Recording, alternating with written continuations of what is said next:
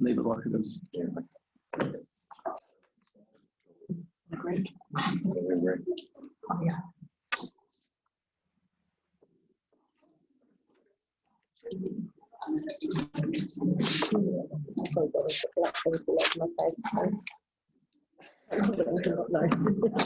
Tell me anyway. They did send all this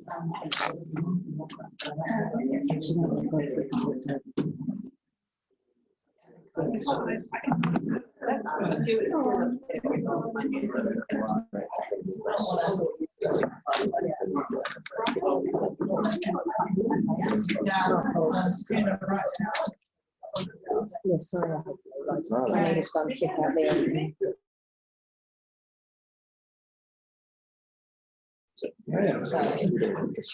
All right, everyone, I think we'll get started. The clock is a few minutes slow. It's actually 11 o'clock already. So we'll get started and open this meeting. Just like to acknowledge members of the public that we have here today, as well as anyone tuning in. So we had some feedback from our last meeting that was quite hard to hear. So we've moved the microphone forward, but just a reminder to everyone that if you're speaking, to speak up and try to minimise the amount of shuffling you do in front of you, because the microphone seems to latch onto that. So today we have a bit of a special occasion for our policy and strategy meeting. It's Rihi's first meeting as a Pūrihuri Orangi Marae representative. So we're going to start our meeting with mihi whakatau, and Rob will be leading this on behalf of our group as the whaikōrero. So I'll hand over to you, Rob. Kia ora. Ka tangi te kiti, ka tangi te kāka, ka tangi hoki ahau. Ki te whare tūnei e ingotia ko te hurunui orangi, tēnā koe. Ki te papa I tako tōna, tēnā koe. Ki ngā mate, haere ki te pō. Ki ngā hunga ora katoa, hapori, taratahi, tēnā koutou katoa. Ka huri au ki te tino kaupapa o te rā, ki te mihi ki a koe, Rihi. Nau mai, haere mai, ki tēnei hui, ki tēnei tepu. Ki tō tainga mai, ki te kaunihera, ki te mematanga, o te kaunihera rohe a taratahi. Ka kua mātou. He maha ngā mamai I te ao, I tēnei wā. Ka tahi, ka nui te mahi ma tātou I te awhi, I te tiaki, I ngā tangata o te hāpori. Kei a koe, he raurau, e tipu mai I te ao Māori, he raurau me te mana whenua. Kei a mātou, he raurau I tipu mai I te tiriti o Waitanga. Ka ki atu au, nā u te raurau, nā mātou te raurau, ka ora ai te hāpori a taratahi. Nō reira, ka rawe te mihi ma mātou ki a koe. Kia mauri tau tō noho I te tepu nei, I tō tepu. He tika tonu ka whakamana koe I tēnei kāhui, tēnā koe. Nō reira, kaua e whakama. E whakanui tō kōrero, e ki mai, ki atu tō pātai. Kei te ora koe I wainga o hoa. Ka nui te mihi anō, ka nui te koa, tēnā koe, tēnā tātou e. Te aroha, te whakamoro, me te rangi mari e tātou e. Te aroha, te whakamoro, me te rangi mari e tātou e.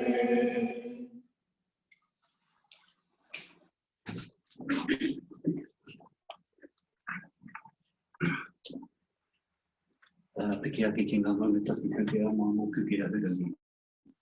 Ti te whakakaro ki te awahi. E te mōna tapuko wararapa. Nō reira, e tupo hoki tātou mō te karu o tika Māori. Pēnā koutou, kia ora tātou.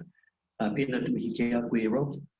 Pai rawa ki te rongo a hau ki ngā kōrero mai te piahu e tonu a te reo.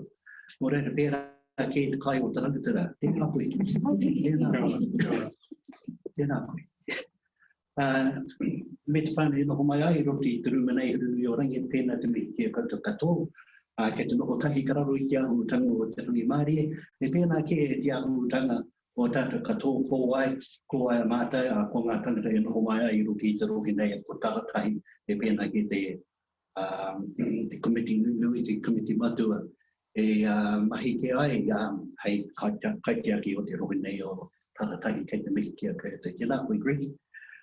Kei te mihi ki Steve, Brittany, Joe, kei te noho au ki a rāwe rui te komiti a Manatarere.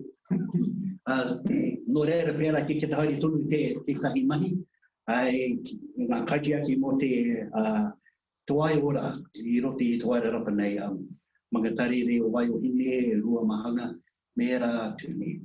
Nō reira ai, koina te karanga, maua mai te kuia, no hurunui o rangi, e noho mai ai rungi i te tepu nei. Nō reira pēnā te mihi tuatahi ki a rātou mai, ku hinga, ku haere ki te awaere, e tahi o a rātou ki te noho ai rungi i tēnei tepu nei. Nō reira pēnā te mihi ki a rātou mai, e haere ki te awaere, moin mai, haere atu rā. E pēnā ke te mihi ki a tātou i noho mai ai, tēnā koutou, tēnā tātou katoa.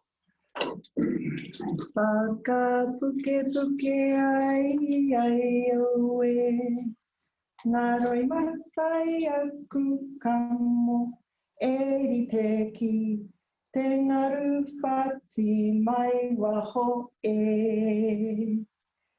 I taku noho tangatu ai oe, i te taharua mahanga ka titiro, ki te manga o maungara ke e.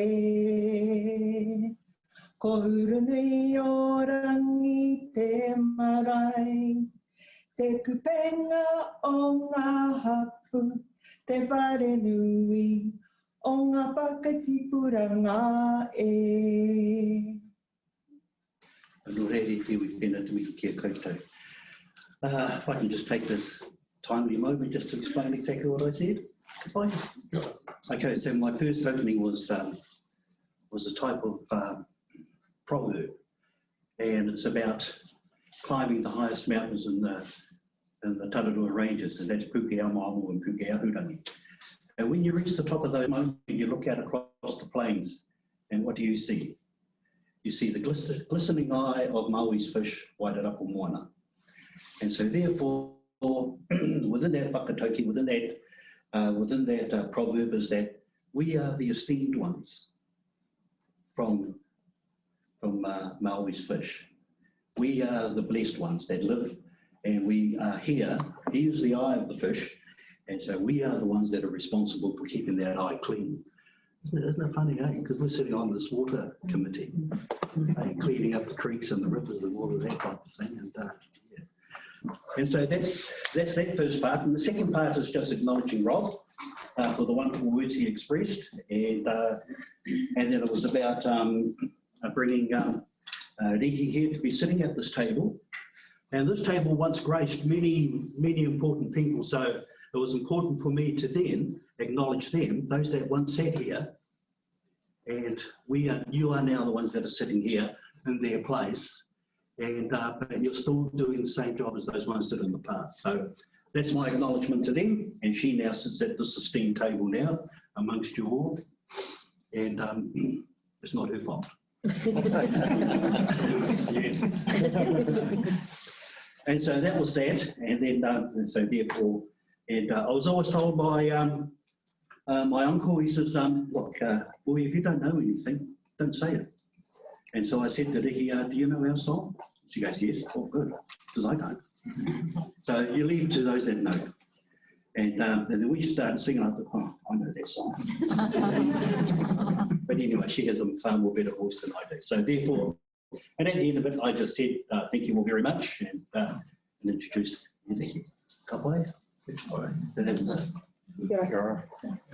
Kia ora hena rei, e te rangatira e hoa, mo te mihi a tāhua. Ai hoki, te waiata, te tangi a tāhua, tino a tāhua rehi, tēnā kōrua. Ai he tika tonu te reo, te kaia te rangatira. Ai tika tonu hoki, ka kai tonu au I te reo. Aha koa, ko au he kākā waha nui, he kai kōrero a te kaunihira. Engari, ka aro au ko koe te kākā kura, te rangatira, he me iti au, engari ka tipu au I te ao Māori. Nō reira, tēnā koutou, tēnā kōrua, tēnā tātou katoa, ka huri au ki a koe, mō te karakia tīmatanga, o tēnei hui. Tēnā. Hei mua koe matu I hoa hei tōwhitu I mate mahi kato. Ko koe mo kia hei whakakaka I mata, kia pai koe ai koe matu mahi kato, e mea tīmata, e mea mahi, e mea whakaoti I roti a koe. Ano ore re kia whiwhi ana I te mea whaikia nei e koe, o koe ko mātua ariki. Amen. Amen. So, I will away here.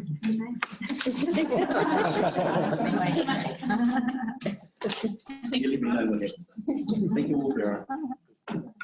Alright, so now that we've started our meeting with our karakia timatanga and our welcome karahi, just like to acknowledge actually that Stephen is tuning in via Zoom. So if you need a question or anything, Stephen, make sure you sing out, but I'll try and keep an eye on that as well. Audio, Rebecca, thanks. Audio seems to be quite good. At the start it was cutting out. I think it's more a reflection of internet than microphone, to be honest. Okay. You're sounding a little bit crackly yourself, Stephen. Yeah, I was just saying that the microphone, I don't think that's the issue. I think it's internet connection. Okay, cool. Well, we'll give it our best shot. All right, so moving on to apologies. I haven't received any apologies, no. Conflicts of interest. Does anyone have a conflict of interest to declare of any items on the agenda? We'll move to public forum, and we have one member to come speak to us today, Viv. And Ray, welcome to the table. Where do you want us? Yeah, I'll move you around. You can sit here. So, you know the drill? Yep. Got 5 minutes. Thank you for coming. Tēnā koutou katoa. Thank you for the ability to come and talk to you today.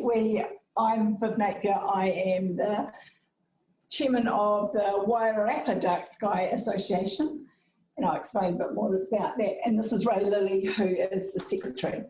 So, Martinborough Dark Sky Association initially started off this process of trying to get the Wairarapa to become an internationally recognised dark sky reserve, and it became pretty quickly recognised that we needed to be the whole of the Wairarapa, and so we have now changed our name to Wairarapa Dark Sky Association. And of course you guys have supported that through various things like WEDs and just general support, especially for the plan change that you're just looking at today. Really, it has been much appreciated, and you have been really, really supportive. So we want to thank you for that. So, of course, the Wairarapa Dark Sky Association supports the office's recommendation and your agenda today. And we think that the process for going about the plan change has been really great. We spoke to South Wairarapa District Council last week, and you probably are aware that they approved the plan change to go out for consultation, which was really, really exciting for us. The proposed plan changes are very, very acceptable to the International Dark Sky Reserve. In fact, they were very impressed with the plan changes. So that's a worldwide association, and they are the gurus of dark skies. You have to get your accreditation from them. So for them to be impressed is very high recognition of what's been done to date. So thank you again. They're also not onerous on the public going forward or business going forward.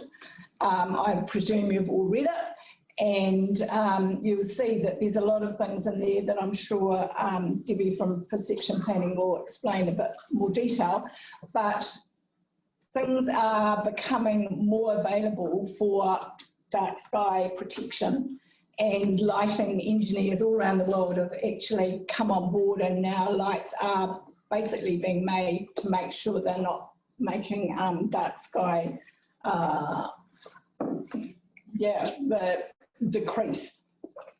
So we've had really, really good buy-in from other government agencies, DOC, NZTA, Maritime New Zealand and Heritage New Zealand. So all of those people are now really supportive and helping in whatever way we can. So I think, unless Ray wants to say anything else, I think that's all I have to say, and we're happy to answer any questions.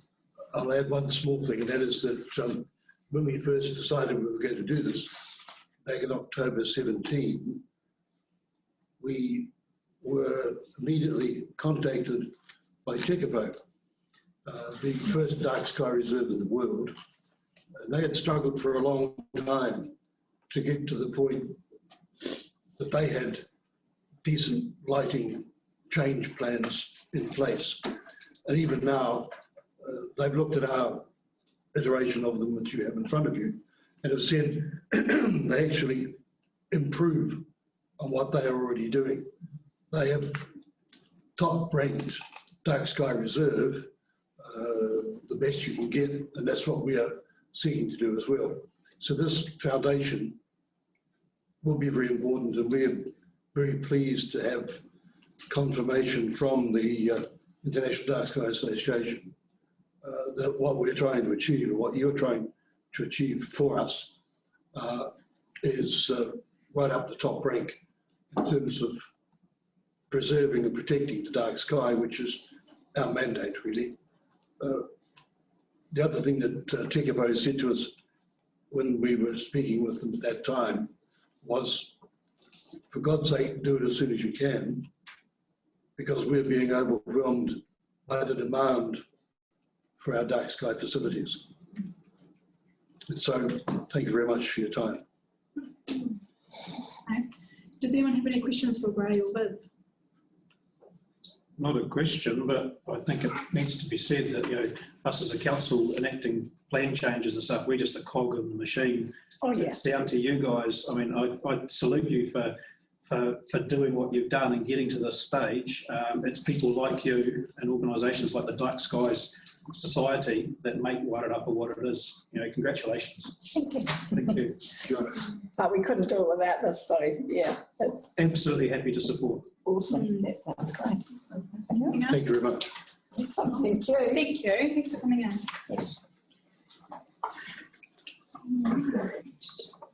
So move on to the confirmation of our minutes from our previous meeting. Does anyone have any changes they need to make to these minutes or matters arising?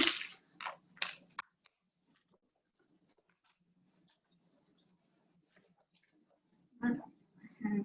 Someone like to move that these minutes are an accurate record of our previous meeting? Robin, and seconded by Jill, and all those in favour? Thank you, that is carried.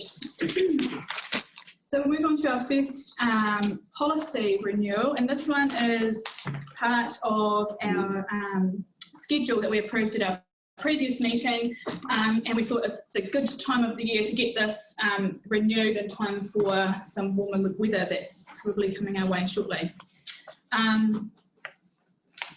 So Carrie, I don't know if you want to speak to this at all?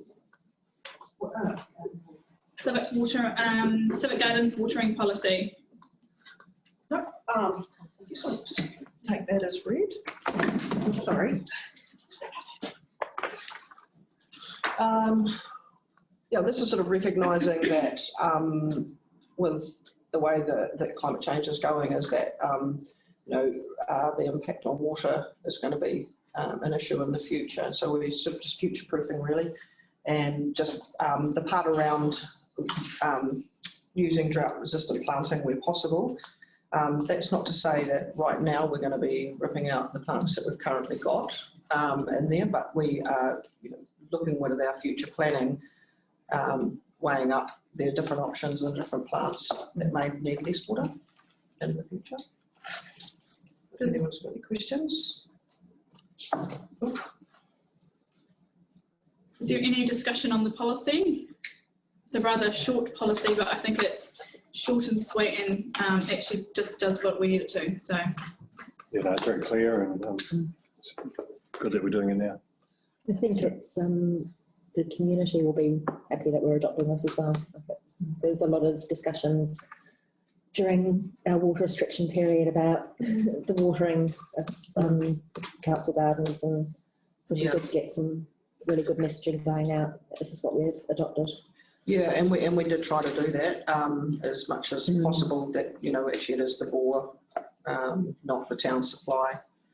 We did a whole lot of stuff around last year around that when we flushed the Frederick Street bore, and then saving that water to be able to use again. We're going to hope to do that again this year, this summer. And I hope that using drought-resistant plants will in fact be role modelling that to our community. So if we work out what species work for us, then householders themselves may like to follow suit. And it would be good to have some possibly more permanent ones as well. So that we have, so that'll be an interesting journey. Yeah. Jill's right. It's leading by example. Within the community, we are walking the talk with regards to water security, water conservation. There's no further discussion on that. We'll move to the recommendations. Firstly, that we receive the report, and secondly, adopt the Civic Gardens watering policy in attachment 1. Is there anyone who'd like to move that? Jill? Seconded by Rob? Oh.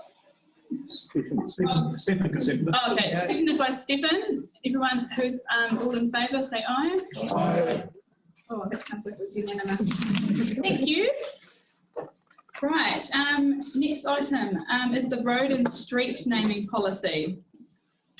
So, thanks, Solitaire. Do you want to introduce this report, Solitaire? More than happy to, Deputy Mayor. On my pennant. Good morning, councillors, Deputy Mayor, Your Worship the Mayor. It's a reasonably self-explanatory policy, and it very much came about. It was up for renewal, and there was a greater desire from this council to look at reflecting the use of Te Reo names in the policy. The previous policy definitely had an emphasis more on that, honouring the local residents, either deceased or dead, that have had a significant contribution to the Carterton district. That is still in the current policy. However, the preferential ranking criteria is about the use of Te Reo names, other cultures, topical graphical features and historic events ahead of necessarily an individual. The policy has also tidied up some of the matters when it comes to the Policy and Strategy Committee for adoption.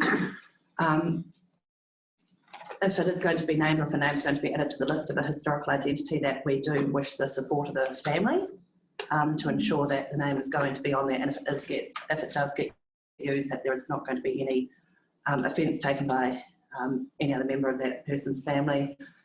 Also, some of the changes in relation to renaming of existing roads, which every now and then that does happen within the district.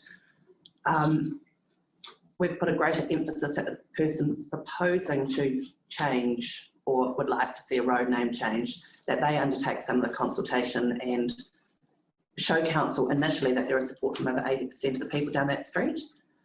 So I think there's some really good positives to come out of here, and as we've noted, it will be very much a continuing to develop document, and it will be working alongside our partners at Hiranui-Orangi Marae to develop that list of culturally significant names that will then be built into the policy, and we can go from there when we get new developments happening.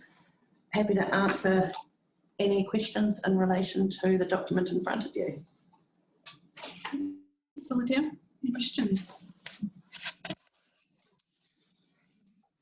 Any comments on the policy? Just comment that it's good to see some change, because in the 5 or 6 years I've been on council, I don't think we've adhered to our old policy once on a road naming. You know, when it's come before us, it's always come from a developer wanting to use names that are outside the policy, so it's good to have some better direction on how that can be obtained. The thing that I know, the road naming policy has kind of been my pet project for a while, but the thing that I really like about this policy now is that we're going to be reflecting more diverse groups in our community and reflecting the history of our community through our street names. And if you look at some of the street names that we have in Carterton at the moment, they've been there, you know, for 100 years. So anything that we are adopting today is still going to be there in the future as well. And I think all these names help tell the stories of our history. And I just note under the objectives that this policy is also designed to promote te reo Māori and enable greater visibility of mana whenua connections to Carterton. So yeah, I really support this new policy. I did want to suggest a change, or maybe just a clarification to the second recommendation, just to make it really explicit that we adopt the updated road and street naming policy in attachment 1 and request that a list of culturally significant names be developed in consultation with tangata whenua, and particularly Hiranui-Orangi Marae. Just stealing your words from your report. I just want to make that really clear that that actually doesn't fall off the radar. Yes. Rebecca, I just one question just with requests from the public. Is that inclusive of councillors, mayors, deputy mayors? Are we all just under the umbrella? What page are you on, Steve? Requests from the public. So it's just above that on page 18. It's got a member of the Public Emergency Services Council or a councillor can request that a road name be changed. And then it's down below and highlighted requests from the public. Do we need to add in there the words councillor, council as well? Just so that, because it's like, well, a councillor might have not have to do those 3 bullet points underneath because we're a councillor. You could possibly just remove that heading and include it under the changing existing road and street names. You'd have to change the next sentence as well, because it also includes by a member of the public. So if you wanted it to apply to all requests, which I think it should. Okay. Did you get that, Salotio? Absolutely. We can just amend that request from the public and or other individuals. That could work. That would tidy that one up and still keep the intent of where we're going. Does everyone support that? Yeah, amazing. Any other comments or additions, changes? I'm assuming this will be put on the website pretty shortly. Once I do and the then if we get any media about it, then people might like to go and see it, and then they can maybe look at some ideas to follow. Did you have anything to add to that? No. It was pretty much all covered in the workshop. I might just make the comment that whilst the policy is, as Rebecca pointed out, is geared towards having road names going forward to reflect some of our early history of the region, particularly our early Māori history. The intent of this is not to diminish any of the existing roads and existing road names that are out there. They're part of the more recent history and they're all there and they're captured. All we're trying to do is kind of round out the capturing that whole history, and to do that we need to put more emphasis on that early part which was mostly, was pretty much pre-European. So I just want to make that point that we're not diminishing or changing or affecting the mana of any particular group. This is just about rounding out the district and reflecting all of our history. Yeah, and one of the other road naming policies I read, I like the words telling the stories that haven't yet been told, and I thought it really sums it up for our district. Perfect. Awesome. Is everyone happy if we move on to the recommendations? The first recommendation is that we receive the report and secondly adopt the updated road and street naming policy in attachment 1 and request that a list of culturally significant names be developed in consultation with Tangata Whenua and in particular Hurunui Orangi Marae. And I would like to move that. Do I have a seconder? Steve? All those in favour? Aye. Awesome. Thank you very much. Thanks, Voltaire, for that. So we move on to the proposed Wairarapa International Dark Sky outdoor artificial lighting plan change for public notification purposes. The long title matches the long document, so it's but like as Viv said, I just wanted to note the amount of community collaboration received from a number of government departments, and that, so thank you for that. I think it's been a very thorough process so far. So I'll hand over to Solitaire to introduce it more. Excellent. Thank you, Deputy Mayor. For any councillors that weren't at the previous policy and strategy meeting where we were initially talking about moving forward on this one, I'd like to introduce Deborah Donaldson from Sept Planning in Martin Borough. Also, personally, I would like to recognise both Viv and Ray here from the Wairarapa Dark Sky. Nice to see you at the meeting to support this paper. It is a big document. I'm hoping it's as straightforward as you can make a plan change under the RMA. As was noted, South Wairarapa have adopted this to go forward with a plan change. There was some discussion there in regards to lighting after 10 o'clock at night. That really is only in relation to street lighting. It's not a turn your lights out at 10 o'clock. And I will just let Deb talk to that because she was also at that meeting and she'll give a little bit more greater clarity around how it sits with our temporary activity rules in the plan already. Just a bit of an update. We went to the South Wairarapa council meeting last week for the same process to approve the plan change to proceed to public notification. The South Wairarapa council were very supportive, which is great. And they just raised a couple of questions that we're now addressing within our report and things prior to public notification. Those rounded some very minor amendments to some wording. The one thing that was raised that may have caused a bit of confusion is that there was, you'll see within the proposed changes to the plan, there's some rules that in particular relate to sports lighting at recreational facilities.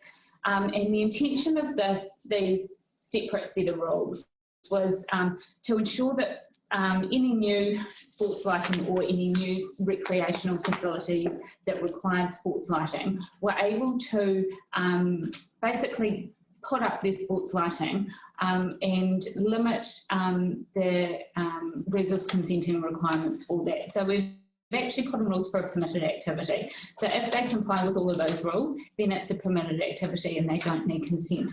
Associated with that is the minor changes to the rural, commercial and industrial zones, which increase pole heights at recreational facilities for lighting. And that just means, again, it doesn't trigger a resource consent if you're putting up a taller pole to actually reduce the light pollution. Because as you can imagine, a shorter pole, you have to kind of go out and up a bit. A taller pole, you can go down. So that was the reasoning behind that. One of the councillors at South Wairarapa raised a question about the curfew from 7 AM to 10 PM for sports lighting. And he raised that in regard to, say, if a recreational facility, like, for example, Carterton race course or, I don't know, one of the other things, had an event, a temporary event, and how that would affect. And off the top of my head at that meeting, I was like, oh, hang on, that's a very good question. I'll go away and have a look at that. And so we went back to the temporary activity rules, which are in the plan that provide for a temporary activity as a permitted activity. And that actually, they also have a curfew of 7 AM to 10 PM. So it's reflective of that anyway. So even if temporary activity was going after 10 PM, they would require a resource consent regardless of the lighting element. The other thing is that for temporary activities, if they were, say, operating between 7 AM and 10 PM and needed lighting that didn't comply with the other rules that we've got in there, then that's actually also fine. But say for like stage lighting or concert lighting, things like that, that's also fine because the temporary activity rules exempt you from having to comply with those other standards. So that's just to clarify that 10 PM type thing. So it's only in relation to sports lighting. We're definitely not saying that everyone has to turn off their lights at 10 PM. The focus is really of these rules is really on lighting when it's needed, reducing the bright and harshness of lights, and directing them downwards to reduce that light pollution. And in lots of cases, it can actually mean more lighting, actual lights, than less light. So I just kind of want to get those messages across. But I'll pass it over to Solitaire. So that was just to clarify the things that were raised at South Wairarapa.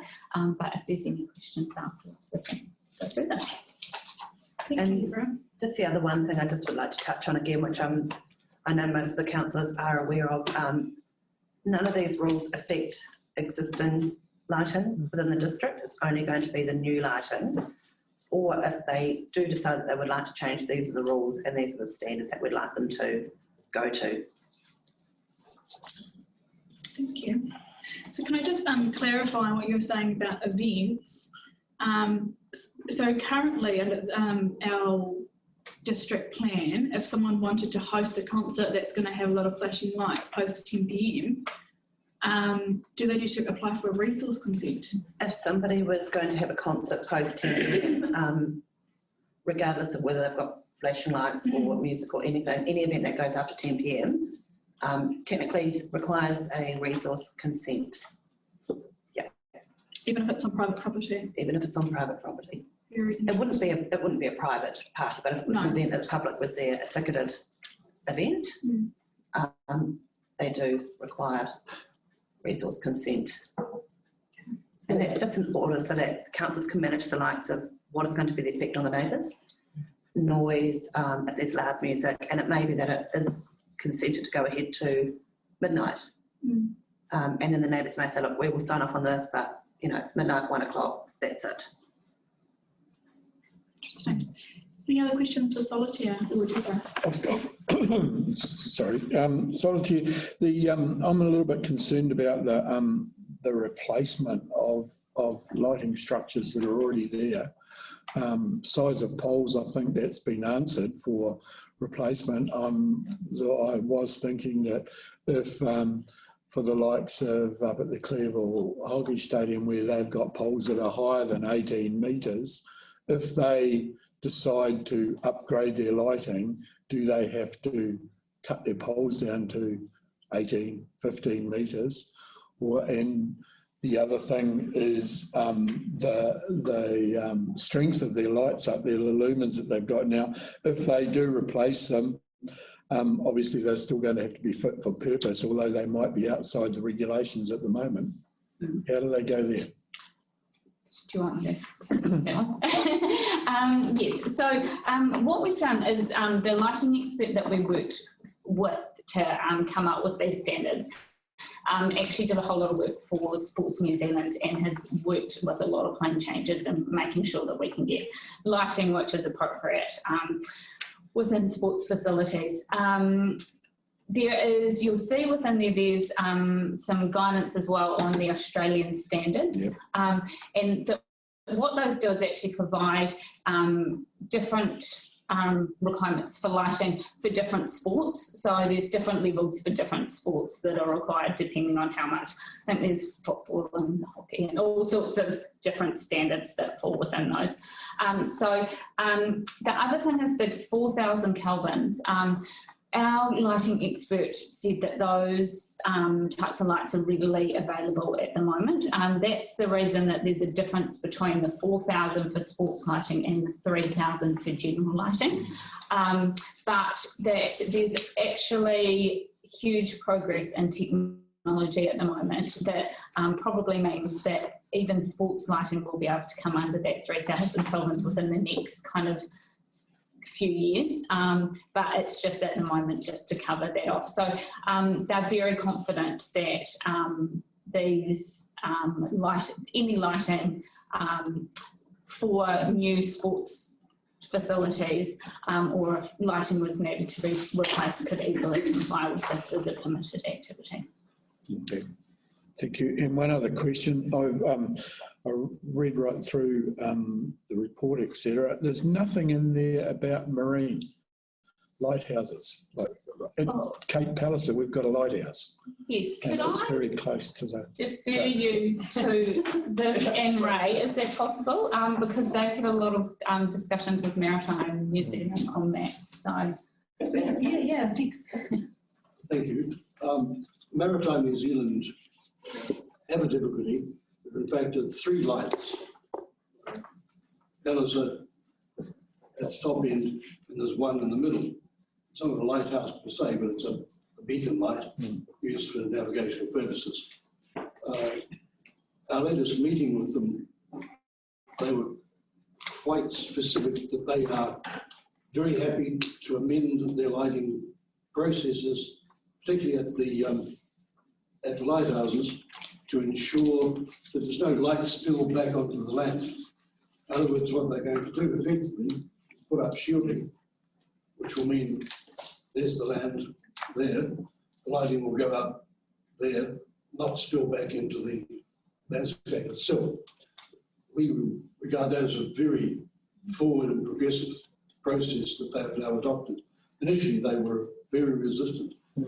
But they've in fact changed their view quite markedly and have been very happy to try and be as compliant as they can. The second thing they're going to do is also reduce the total length of the light spill that we give out to sea.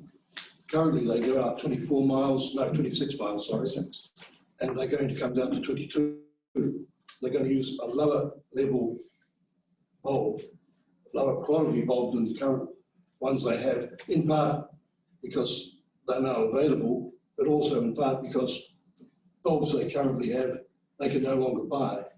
Tungsten bulbs literally gone off the market internationally.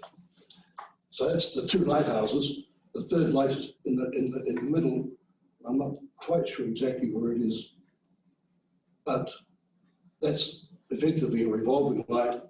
In turn, they're going to shield it for us, so that we can be as compliant as possible.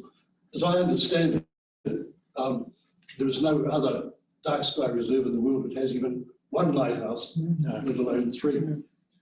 So we're in a unique circumstance, and that Maritime New Zealand has come to the party in a significant way.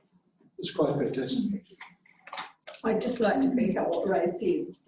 The change in Maritime New Zealand has been amazing. They are now so helpful and want to be part of whatever goes ahead, and they're wanting photos and all of that sort of stuff so they can promote that throughout their business. So that's really cool. So yeah, they are very, very, very supportive now. Oh, and they did add finally that this might be the, what should we call it, the test case, because there are other parts of New Zealand also looking at dark sky reserves, and they are responsible for 149 lights, which they may have to amend several more. Thanks. Awesome, thank you. Thanks for that. All we got to do now is get rid of all the squid fishermen and the night fishermen out and we're right. Any other questions or discussion? I've just got a point under 8 for consideration. I'll make a point of raising it at our next round monthly meeting. Awesome. Very good. And actually following up on that, I was, and I may have missed it, but under, so I think it was section 10 of the report, you talk about consultation and things that have been done and what still needs to be done. I didn't see like any specific sports club or sports facilities consultation or engagement. Is that going to happen as part of the wider consultation or not? Yeah, so we've I've spoken to Bevel, Hockey Stadium recently, and just to get an idea. So they primarily indicated that their latest that they usually have them on is 8:30, kind of maximum 9. So it gives you kind of an indication of that realistically, when we're talking about the kind of viewing of the night sky and things, that often is we try and focus on later as well. So yeah, but that will be, that's part of that that public notification process. Yeah. Yeah. I mean, is there any, obviously open to discussions and recommendations as to anybody else that we should specifically talk to as well, if anyone has concerns. Yeah, because I guess Marston's not included in the plan change. You don't need to worry about any of the sports facilities up there. Yeah. Anything for you, Steve? Possibly the Gladstone complex. Oh yeah, Gladstone. And Howard Booth Park. Howard Booth. Yeah. It's basically all our parks and Gladstone They and don't tend to operate outside sort of. Yeah, those hours. No, they don't, that's Yeah. right. No, Yeah, so well within that sort of 9 o'clock. Yeah, and I mean, I feel given the work that our lighting expert has done with sporting facilities and things in the past, I feel really confident that any new lighting or replacement lighting things, actually this is going to make the process easier for those types of facilities anyway, and it'll be easier to comply. But obviously through that public submission process, that's something that I always like to highlight, is what we've done is try to put our best foot forward as part of this plan change. But obviously any submissions that come in and things, we need to consider those and really look at what they say. And so we're open to, it's open to change, it's open to amendment, depending on what's raised in those submissions. But yeah, our job is to kind of do that best foot forward first, and hopefully we can cover everything off. Yeah. Awesome, thank you. I've got one question, Rebecca. Yeah, go ahead, Sivan. I'm wondering if we should somehow consult with the new sports hub group, because they may be implicated in this. I know that's still just rumours and plans are quite early stage. They've been going around for a number of years. However, I think they may be impacted by this if they, especially the rugby club, if they relocate. Awesome. Deborah's writing furiously. I am. Carterton Rugby Club have never had a game or had their lights on past 9 o'clock at night. Yeah, no, it's not regarding times. I think it's more regarding the bulbs, because their existing bulbs would be fine because they're existing. But if they create new structures in a new location, I'm wondering if there's any implications there. Yeah, and that kind of that kind of goes back to, I think, what I said before, that we're pretty confident that these rules actually, if anything, will make it easier for sports facilities to do it as a permitted activity without requiring resource consent. So if any sports facilities do have any concerns, then we can really look at that. But our expert has been involved in a considerable number of facilities, so I'm pretty confident that he knows what he's talking about. No, that reassurance is probably all they need to hear. Yeah, I'm sure over time the community will develop a culture, and it's just an acceptance that this is what we do, just like we do with lots of other things these days. Awesome. Well, thank you very much for all the work that's been done on this. I think you guys have done, it sounds like you've done a really outstanding job of getting all this information together for the plan change along with you, Viv and Ray. So thank you very much. And I think I think I could speak for the room when we say that we're very keen to see this happen across the Carterton district. Yeah. Thank you. So we'll move to our recommendations and we'll take them all together. Firstly, that we received a report. Second, adopts the proposed Wairarapa International Dark Sky Outdoor Artificial Lighting Plan change for public notification as set out in Attachment 2, Appendices A and B, and the Section 32 report in Attachment 1 as part of progressing the council-initiated plan change. Recommendation 3 notes that South Wairarapa District Council will be the administrating body for this process. Do I have a mover for that? Robin? Seconded by Greg. All those in favour? Aye. Awesome, thank you. Right, last item on our agenda, resource consent update. Solitaire. Hi again. Back to you. As always, I'm not going to really talk to this report. It's reasonably self-explanatory, just updating the committee on our consent applications, and as always, happy to answer questions on any of the consents. Any questions for Solitaire? Is this a normal amount of consents, or has it dropped off since COVID? Back to normal? Reasonably standard. We're getting a lot more Section 223 survey plan work and titles coming in. So it's nicely steady and ticking along. We're tracking not too badly given the fact we've been through COVID. So yeah, I'm happy. One question, Solitaire, on subdivision consent decisions 4, the Wangahoo River, physically a farm drain. Where's that? Because I couldn't work it out where it is. If you want to come in and see me, I can show a tiny little bit. So you've got the Wangahoo River, and then there's a little bit that's a farm drain that's still attached to it in the very small corner of the property. Come have a look. Don't ask me the exact address because I had to look it up too because I'd never heard of it. Okay. Any other comments? No. Okay, we'll move to the recommendations. We just have one recommendation, that the committee receives the report. So I have a move for that. Steve, and seconded by Jill. All those in favour? Aye. Thank you. Right, I will close the meeting with our karakia whakamutunga.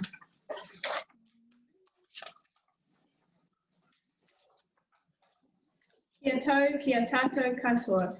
Te atawhai o tō tātou ariki a ihu karaiti, me te aroha o te atua, me te whiwhinga tahitanga ki te wairua tapu. Aki, aki, aki. Amen.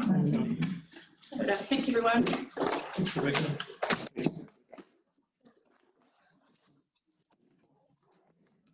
Councillor, just want to hang around for 10 minutes? Yep.